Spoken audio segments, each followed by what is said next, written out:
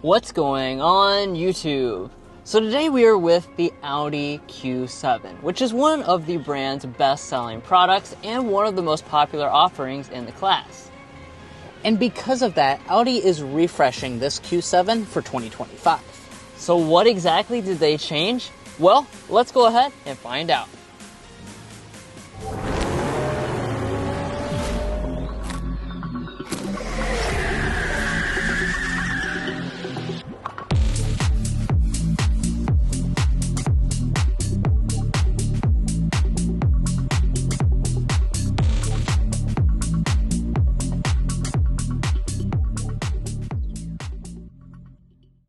All right, so let's start things off under the hood. For 2025, we're going to see no changes to your powertrain selection, which begins with the TFSI 45 model. That is a 2-liter turbocharged 4-cylinder engine. It's making 261 horsepower and 273 pound-feet of torque. You also have an 8-speed automatic transmission, and in terms of our combined fuel economy, that's coming in at 22 miles per gallon. Now, of course, we're going to be talking about all the powertrain details later on when we drive this vehicle. We're also going to be getting our signature sound level reading going 55 miles per hour so we can see how quiet it is. After that, we're going to be talking about resale value and reliability, which is a new element we're adding to our reviews. But before we get into any of that, we need to close up the hood so that we can take a look at the exterior updates as well as the interior. All right, so let's start off in the front. This really is the most obvious place where you're going to see exterior upgrades for 2025. So we do have that kind of traditional Audi grille, but this is the latest evolution of it. They're constantly kind of tweaking the overall shape. So you'll notice that compared to last year, they've really rounded it off a little bit more, and they've kind of raised it up as well to make it look a little bit more boxy, I think, overall, in the front end design. Now we have the black optic package, so that's why you're going to notice everything up here in the front is finished in completely black. If you didn't choose that, instead you would have little chrome accents that are now running down the grille like that. Also in the center we have the new Audi logo, which is updated this year, and our lighting is also updated this year. So if we take a look over here at the headlights, you can see the shape has changed. We've also revised the LED elements. Of course, LEDs will be standard equipment. We have the Matrix LED unit here with the dynamic turn signal. You can actually further upgrade these to laser Matrix LEDs, and those are going to have a few more features such as the reconfigurable daytime running light and animations. Now as we walk around to the rear design, you'll notice that there are not as many changes as what we had in the front, but there is one important element that's changed to me, and I'll let Mason talk about that in just a second. Yeah, we're not going to talk about that just yet, but as far as the design elements, we do have an exposed rear wiper, spoiler up top, we have new Audi branding, and then our taillights are going to be very premium, as you would expect out of an Audi. We're going to see if all the elements are LED, so we have an LED brake light portion, incandescent reverse light, and a dynamic turn signal. Audi says that the taillight is revised slightly for 2025. However, I'm really disappointed that this is not an LED reverse light. I really would like to see that added this year.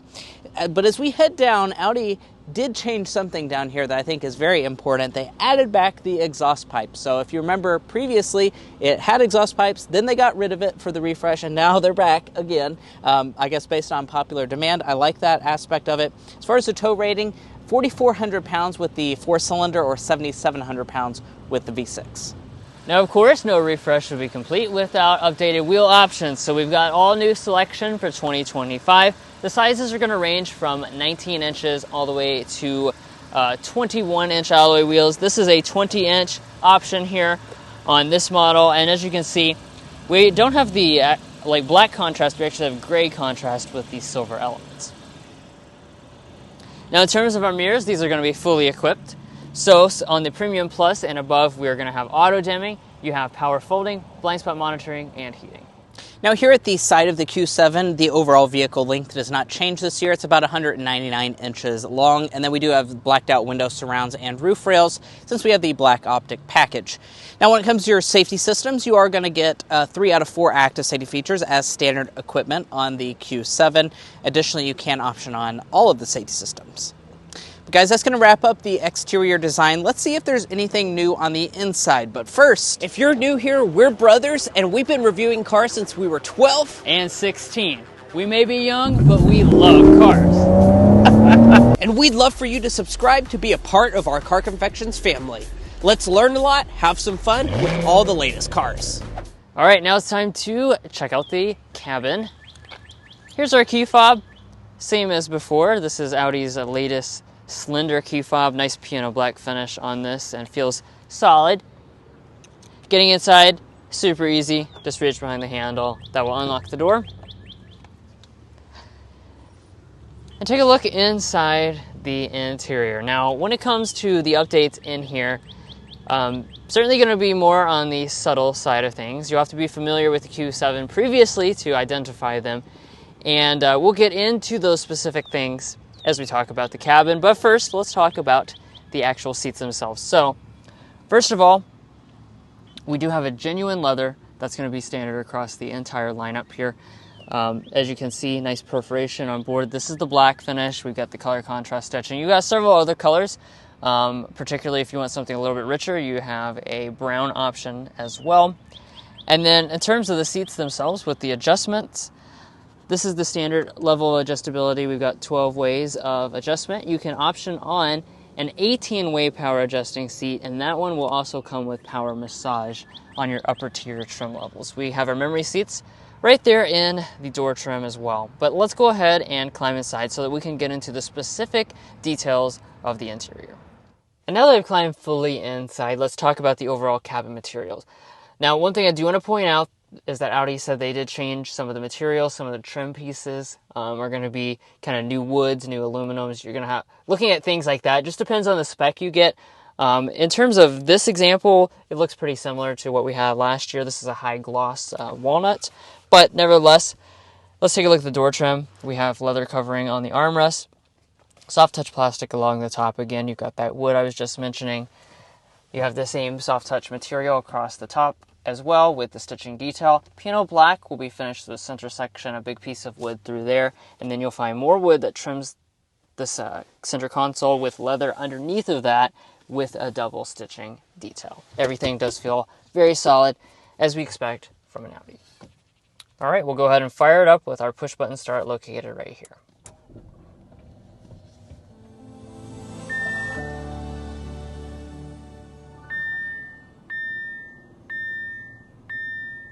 So to start off with the individual features, we'll begin with our gauge cluster. As you can see, we've got Audi Virtual Cockpit. This is a 12.3-inch full digital gauge cluster. Continues to have cool abilities such as expanding to a full screen map. New for 2025, Audi says you can now see and adjust more safety system related information. I would assume right there in that menu there. We don't have the head-up display, but that would be included if we got the Prestige model. You have rain sensing wipers right there. And in terms of our steering wheel, this is unchanged this year, so it's still leather wrapped. Power adjusting will be standard across the entire lineup of Q7s, and then we also have the available steering wheel heating. Now, in terms of interior storage, let's talk a little bit about that. So, even though this is something that we have said in the past that the console is pretty darn small, actually extremely small, Audi unfortunately did not make any adjustments to this for 2025. So when we do our donut test, which matches with our emblem by the way, we only fit 2 inside of there. That's not very good for a 3-row SUV, especially when you want to wireless phone charge your phone. Then you're probably going to be down to just 1 at that point.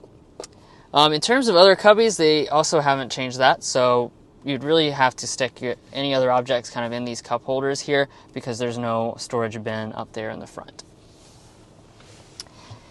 Now taking a look at our shifter, this is an electronic style shifter. Nice feel in the hand, pull back for drive. You can bump to the right if you want to activate manual shift, and you can do that with the paddle shifters on the steering wheel. Push all the way up to go into reverse. When you do, you'll see this backup camera appear. As you can see, you've got the nice overhead view because this is the 360 camera, and that comes on the Premium Plus and Prestige grades. You also have 3D view, so you can spin all the way around the vehicle like so. And then just press the P right there for park. You also have the electronic parking brake located right behind that. And also in this area, we have our volume knob for the audio system. So you have several selections for audio systems. With the Premium Plus trim level, that's going to upgrade you automatically to the 19-speaker Bang & Olufsen sound system. Let's go ahead and give that a sample right now.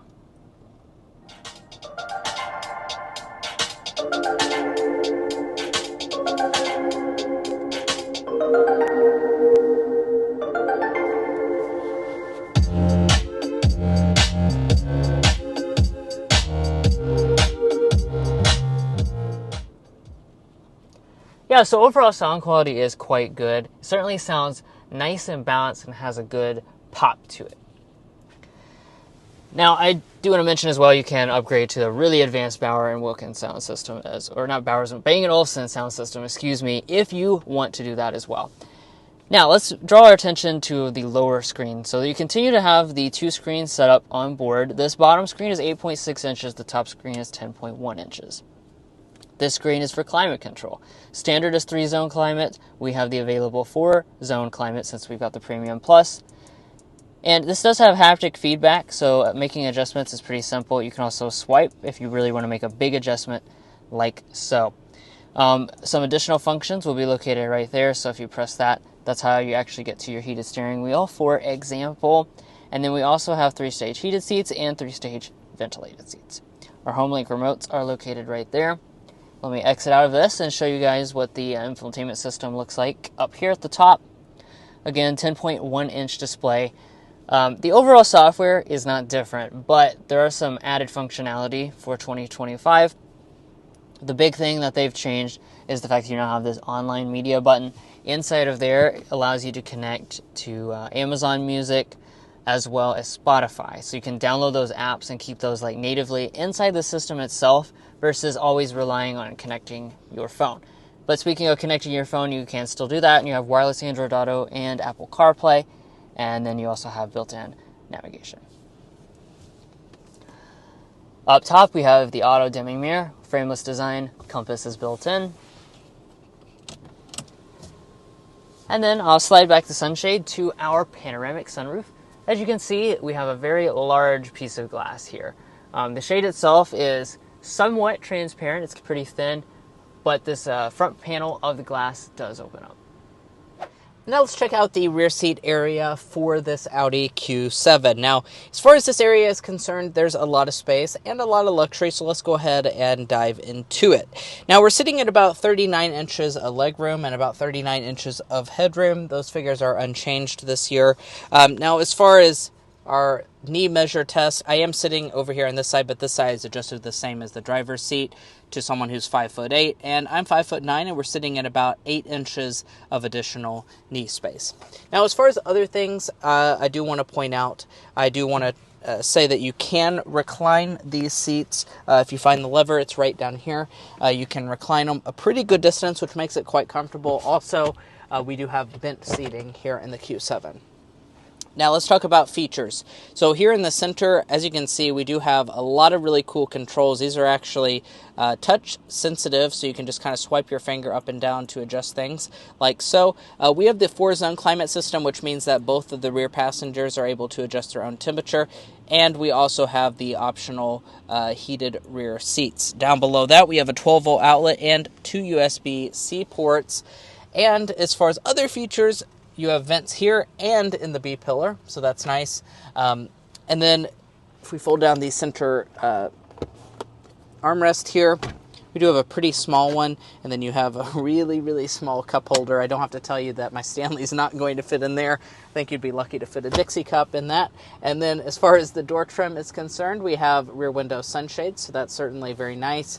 And it's made of nice material, soft touch on the top, and then we have leatherette through the center section, and then quite a bit of door storage as well. And the Audi Q7 is a 3-row, so let's dive into the 3rd row. In order to get back here, you just pull this lever once.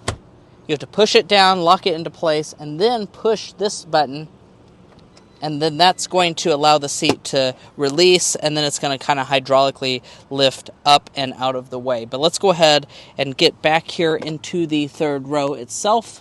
And now that I've got myself situated into the 3rd row, we're going to have about 29 inches of legroom, about 35 inches of headroom. So this area is not improved for 2025. Do keep that in mind. And, you know, it is pretty tight for someone of my size, that's for sure. I'm 5'9" for reference, and then the thigh support is not fantastic. As far as features are concerned, we do have a cup holder here on the side. Another thing I'm kind of missing is that we did not add rear vents for 2025. I wish they had added that feature. So as far as how this fits on the third row rating scale, I'm going to say this is fit for kids only. And walking up to the tailgate area, we do have a hands-free power tailgate. As far as this area is concerned, we're going to have about 14 cubic feet behind the third row of seats. And then if you fold those third row seats down, you're looking at 38 cubic feet.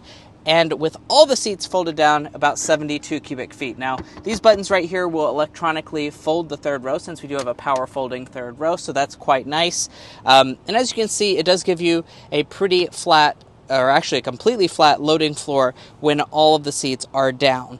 Now, as far as how that compares to some of the rivals, that is going to be a little bit less than some of the bigger options, but it's right on par with something like an MDX or an XC90. Now, here at Car Confections, we do want to give you all those cargo measures. So from behind the driver's seat to the rear of the cargo area, we're sitting at about 81 inches of overall length. From behind the second row of seats to the cargo area, about 44 inches. See how wide it is. As far as the width, that's actually quite wide, 48 inches wide, probably because we have the clamshell tailgate design. And then as far as cargo height, we're sitting around 29 inches of height. If we lift up the cargo floor, you're not going to find a spare tire or anything or any underfloor storage. It's just going to be some electronics down there. Well, guys, here we are behind the wheel of the 2025 refreshed Audi Q7. In this test drive, we're going to be talking about quite a few different things, as you can see on the screen right now, including getting our sound level reading going 55 miles per hour, so we can see how quiet this refreshed model is. But first, we're going to go ahead and start with a hard acceleration.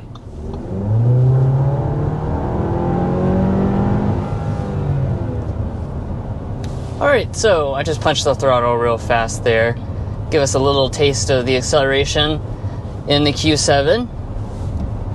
Now, if you remember from the spec dump, we mentioned that we have the TFSI 45, so this is actually the standard engine with the Q7. And it's actually our first time driving this engine as well. Normally, these tend to be shipped with the 6-cylinder option, but we have the 4-cylinder option today. It gives us a different perspective, I guess.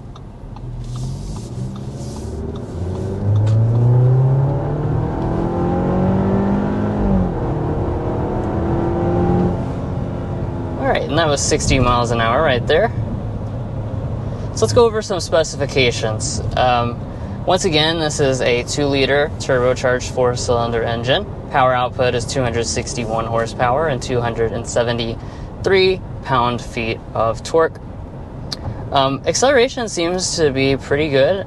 I actually thought it would be a little bit slower than it was. It got up to 60 pretty nicely. I'm not sure if we have an official spec on We that. do. So as far as the 0 to 60 with the 4-cylinder option, 6.9 seconds. If you choose the 6-cylinder, that's going to drop it down to 5.7 seconds. So certainly I would prefer having the 6-cylinder option in this vehicle. That's going to add a little bit more refinement and the additional power. To be exact with that, it's going to be 335 horsepower and 369 pound-feet of torque. So nearly 100 pound-feet more torque, and also quite the substantial horsepower advantage for choosing the 6-cylinder option. Like I said, or like we said, I think most models are sold with the 6-cylinder. However, this one is just the 45, and we wanted to give you guys the latest 2025 updates. So. Yeah, sure. And of course, if you want to save some money, this is definitely going to help you save some money. I know a lot of people don't need the extra power. They don't want that extra power. So why not, get better fuel economy and save some money? This is certainly an option you have on the table. I also want to mention we did very recently drive the also updated Audi Q8. That one did have the 6-cylinder in it. So the drive experience, if you want an idea of what that one's like, and you could hop on over to our Q8 review. Going around that corner there just reminds me to go ahead and point out that this continues to be a very luxury-focused SUV. Even though it is German and it does have some built-in athleticism, they're definitely putting the focus on keeping you and all your occupants comfortable. I do think that they may have firmed up the steering a little bit, though, versus last year. I'd have to drive them back-to-back to make sure, but it definitely seems like the steering is a little bit more responsive and has a little bit more heft to it for 2025.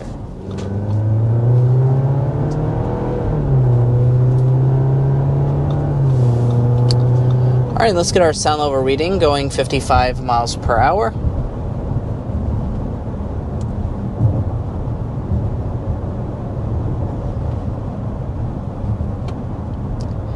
.6 before we started slowing down here for the Sequoia, and that's a very good sound level reading.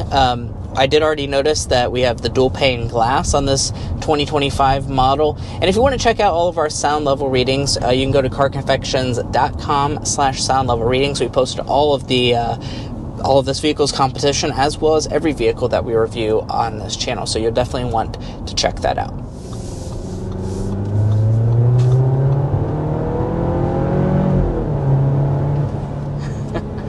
I find it kind of funny that it has a little bit of like exhaust backfire almost when it upshifts there.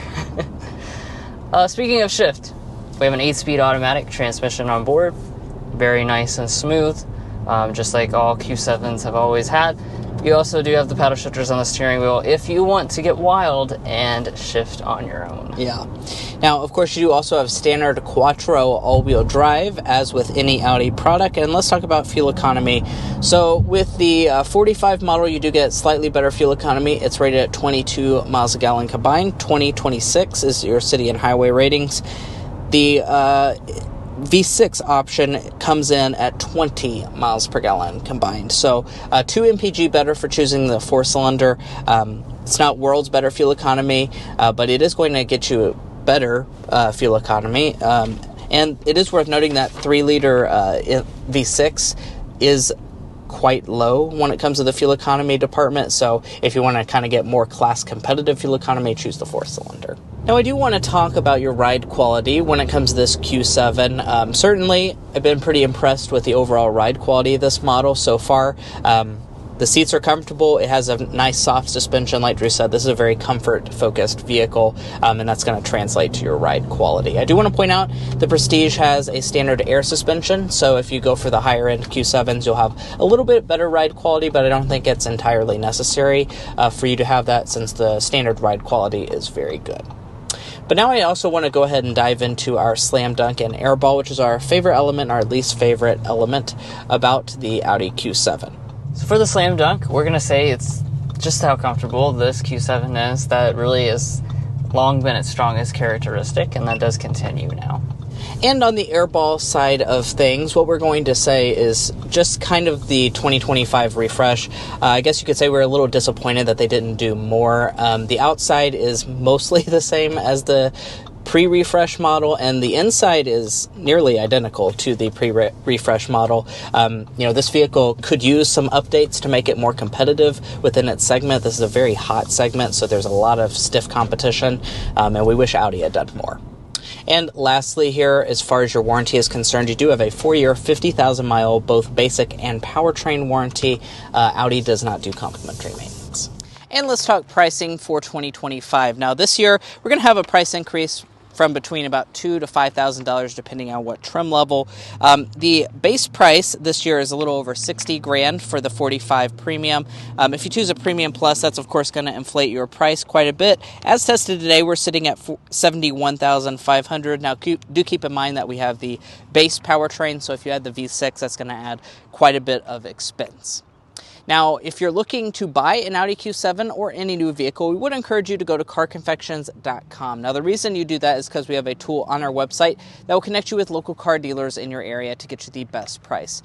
It's also going to give you access to invoice pricing information, which is a great tool for dealership negotiation. If you'd like to take advantage of that, a link is provided in our video description, and we also have a pinned comment at the top of this video.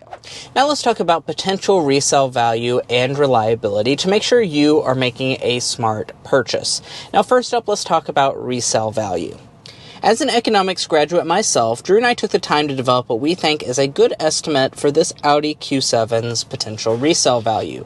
We estimate that after 5 years and 60,000 miles, it'll be worth around 40.5% of the original MSRP, and after 10 years, 14.4%.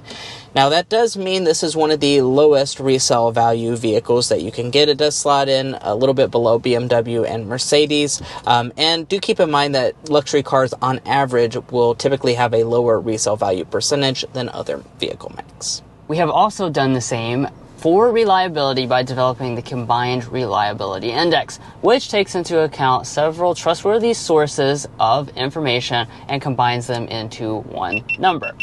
In this index, Audi is below average related to all other vehicle makes. If you'd like to check out all of our data about reliability and resale values, as well as learn about our methodology, make sure to head to carconfections.com/resale and carconfections.com/reliability. Buying a car certainly is a big decision, and you want to make sure you're making a good purchase, especially if you're cross-shopping between different vehicle brands. And guys, that's going to be it for one of the first in-depth reviews of the refreshed 2025 Audi Q7. If you enjoyed watching this video and learning about the 2025 refresh, please hit that subscribe button down below. By subscribing, you help us to make more videos like this. You also are going to be a part of our Car Confections family. We have a lot of fun on this channel that I'm sure you won't want to miss out on. So please do yourself a favor, hit that subscribe button down below. We'll catch you next time as we sample more of the latest automotive delicacies.